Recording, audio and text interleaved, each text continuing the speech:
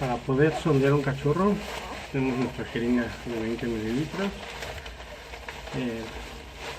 la sonda que le llegue de la boca al estómago, y bueno, más o menos es esto. Vamos al cachorrito, le calculamos y bueno, lo que yo hago es mojar mi dedo para ponerlo en la boca y que el cachorrito empiece a succionar. Por un lado meto la sonda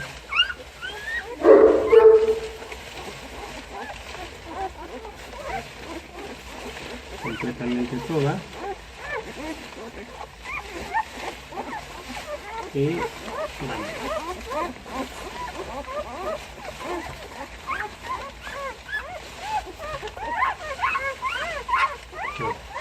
Como ven, el cachorrito sigue succionando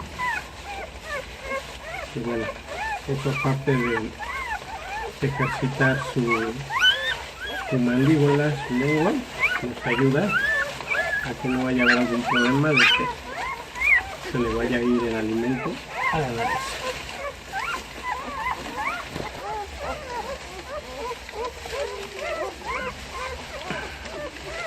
Vamos con otro mismo procedimiento.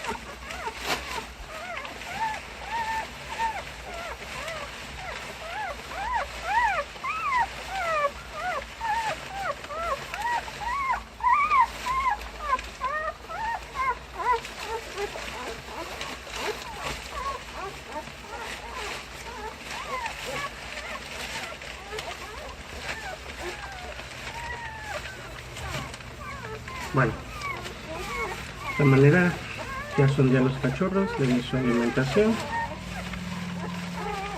y esto nos ayuda a que vayan tomando fuerza para que al ratito ellos ya puedan comer por sí solos.